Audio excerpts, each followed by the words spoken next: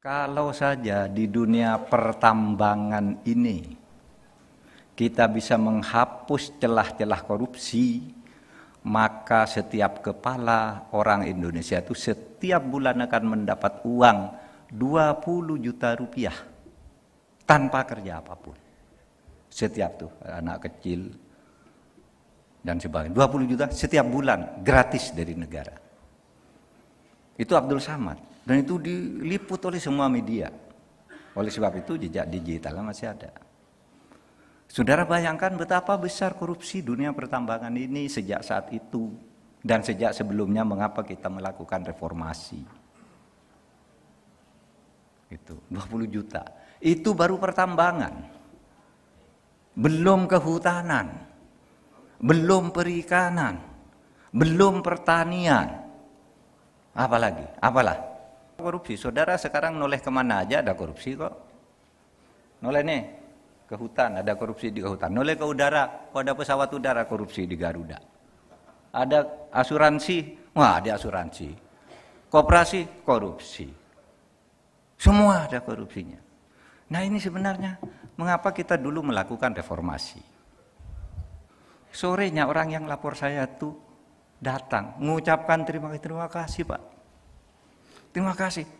Kapal kami dilepas, bukan hanya kapal saya, 126 kapal lain langsung dilepas. Berarti ada 126 kapal ditahan dan dimintai uang untuk berangkat. Untung Pak Arifin turun tangan.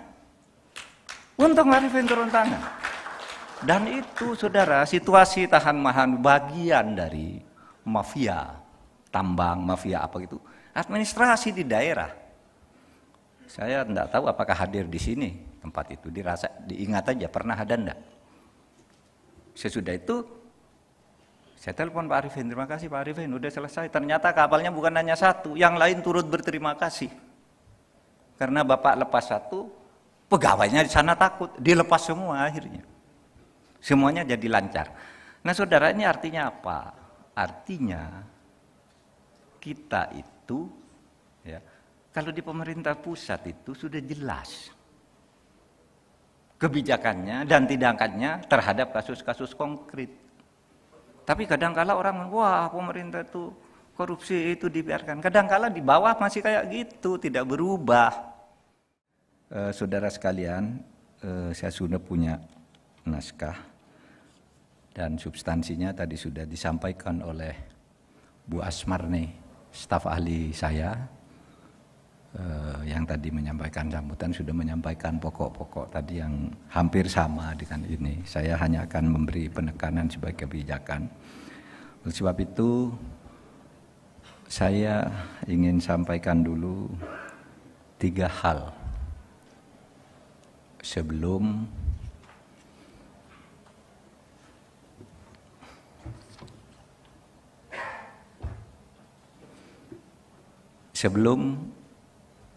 saya masuk ke materi utamanya.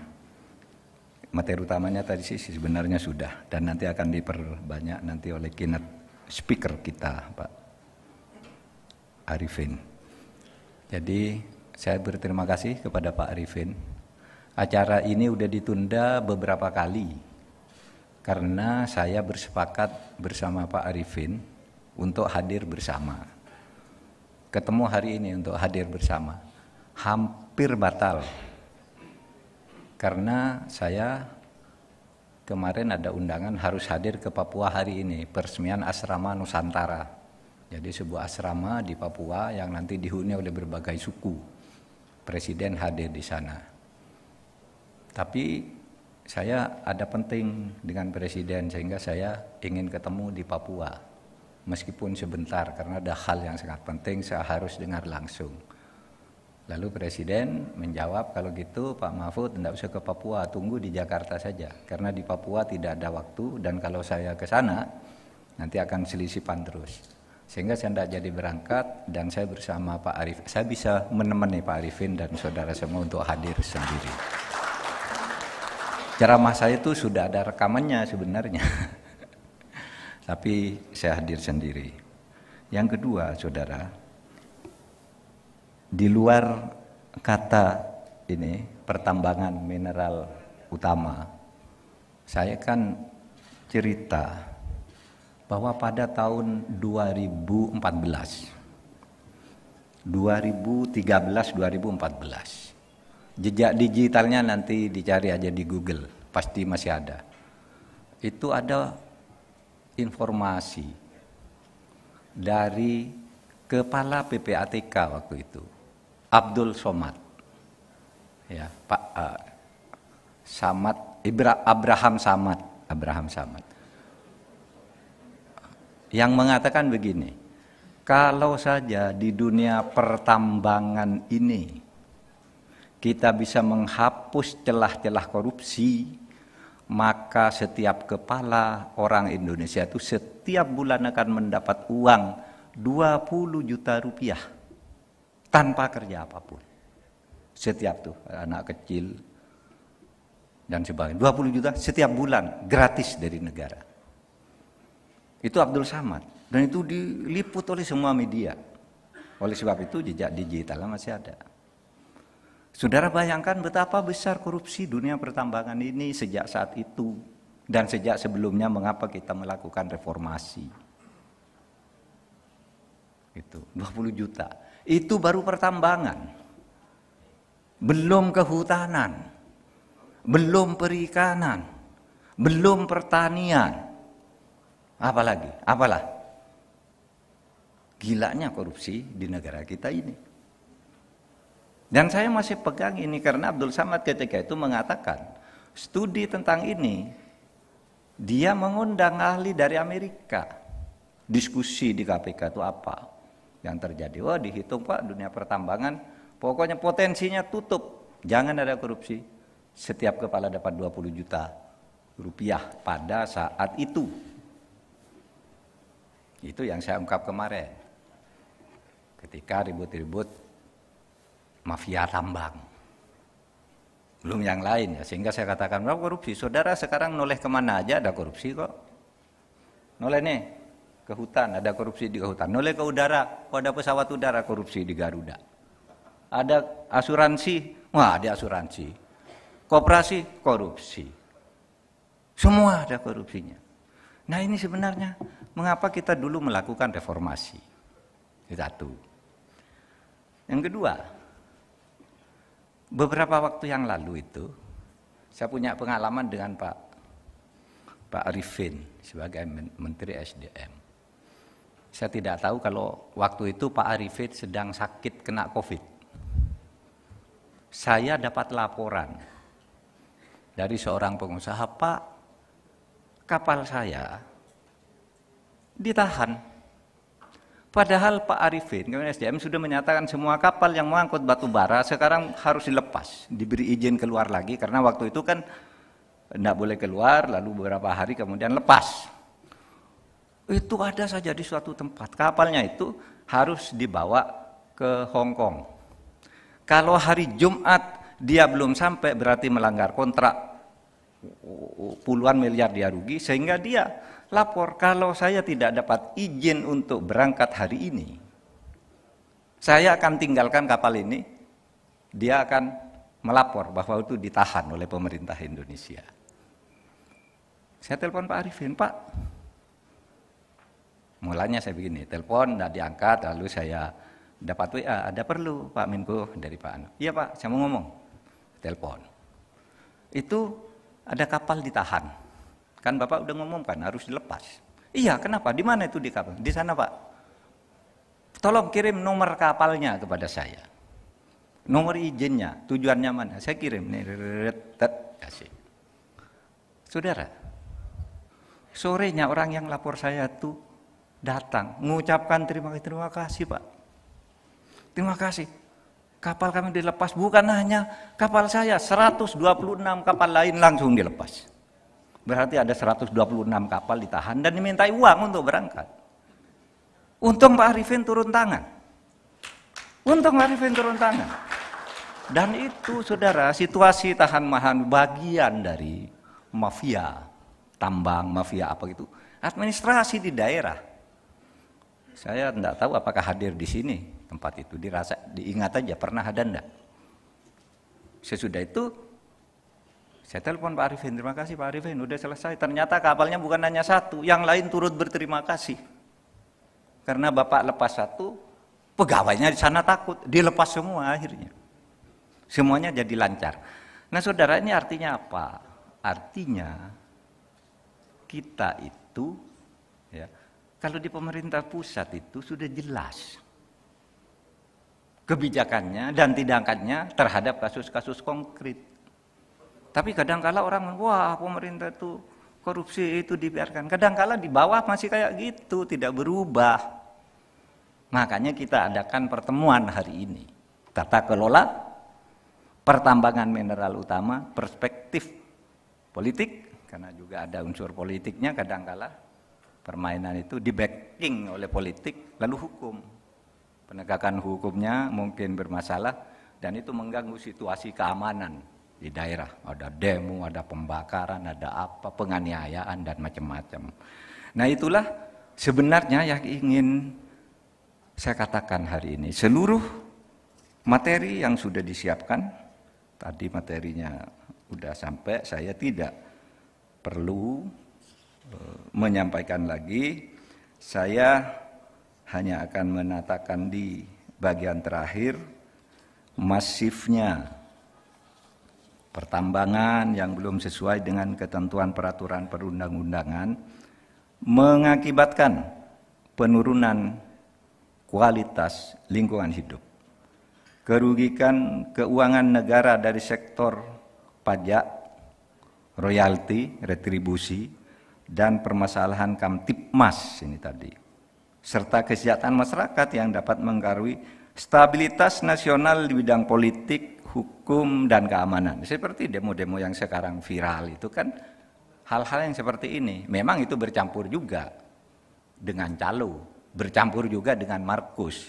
Tidak apa-apa, tapi bahwa ada masalah di tempat kita ini. Sehingga kondisi tersebut dapat terjadi karena belum optimalnya kelembagaan, profesionalitas, dan integritas para petugas-petugas kita, pejabat kita, dan penegakan hukum di bidang sumber daya alam dan lingkungan hidup. Apabila kegiatan pertambangan yang belum sesuai dengan ketentuan peraturan perundang-undangan ini tidak segera ditata, maka berpotensi menghambat optimalisasi pengelolaan sumber daya alam di dalam negeri, sehingga pertumbuhan ekonomi Indonesia yang berkelanjutan tidak dapat tercapai dan ketahanan Indonesia terhadap resesi global tahun 2023 menjadi menurun. Adapun arahan Presiden tentang ini, agar kita terus berusaha meningkatkan hilirisasi dan industrialisasi guna meningkatkan pertumbuhan ekonomi nasional. Penanganan pertambangan secara umum oleh pemerintah merupakan langkah konkret yang harus dilakukan sehingga hal ini akan menumbuhkan rasa kepercayaan masyarakat yang lebih tinggi kepada pemerintah sebagai fondasi penting keberlangsungan kehidupan berbangsa dan bernegara. Saudara, acara Sarasehan ini sangatlah strategis. Mungkin tidak mengambil keputusan kebijakan, tetapi menemukan kesimpulan untuk diusulkan sebagai kebijakan. Karena pengambil keputusan untuk kebijakan itu sidang kabinet atau minimal Menteri SDM. Tapi ini strategis, ya, untuk memberi masukan kepada pemerintah agar dalam waktu cepat segera melakukan langkah lebih konkret. Karena acara ini dihadiri oleh stakeholders terkait. Misalnya kementerian lembaga terkait hadir di sini, tadi saya sudah absen satu persatu institusinya, ketua dan anggota Forkompimda Provinsi, pakar, akademisi, BUMN, politisi, nih politisinya tadi Pak Adian nih, dan asosiasi pertambangan, sehingga saya berharap hasil dari diskusi pada hari ini dapat menjadi catatan penting bagi seluruh pihak untuk memformulasikan dan mengimplementasikan kebijakan secara terpadu antara pemerintah pusat dan daerah. Pada kesempatan ini saya ingin mengucapkan terima kasih kepada para staf ahli yang ikut di dalam acara ini, karena ini pada umumnya atau sebagian besar yang diundang adalah staf ahli, dan seluruh pendukung sebagai penyelenggara dalam acara SARASEAN pada hari ini. Semoga hasil SARASEAN ini dapat ditindaklanjuti secara terpadu oleh kementerian, badan, lembaga terkait, dan pemerintah daerah.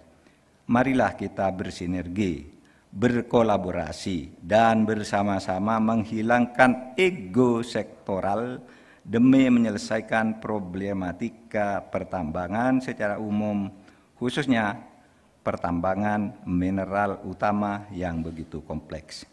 Sebagai penutup, saya mengucapkan terima kasih atas kesediaan Bapak Menteri SDM, para narasumber, para penanggap dan moderator, serta hadirin yang hadir di tempat ini, ruangan ini penuh, maupun yang ikut secara online dari berbagai daerah, untuk bersama-sama mengambil bagian dalam pertemuan yang penting ini. Saya berharap kita semua yang hadir di sini dapat memberi manfaat serta mengembangkan dan mempererat hubungan kerjasama yang sudah terjalin dengan baik selama ini, guna berbagi pengalaman yang terbaik untuk mendapatkan solusi terhadap berbagai permasalahan. Hasil dari kegiatan ini berupa saran dan rekomendasi tentu akan sangat bermanfaat bagi kepentingan bangsa dan negara. Sebelum saya mengetokkan palu untuk memulai, izinkan saya meminta maaf karena saya akan berada di sini sampai paling lama jam 9.40 karena saya ada acara sekolah politik di PDIP yang akan diarahkan oleh Ketua Umum PDIP, dan saya menyampaikan materi di sana pada sekitar jam 10. Saya akan mengikuti nanti keynote speech dari Pak Arifin sampai jam 9.40. Kalau jam 9.40 belum selesai, tentu Bapak Arifin bisa terus meneruskan karena dahaga dengan informasi-informasi Bapak sekalian. Dengan mengucap Bismillahirrahmanirrahim, SARASEAN yang diselenggarakan oleh staf ahli Menko Polhukam, saya nyatakan dibuka. Assalamualaikum warahmatullahi wabarakatuh.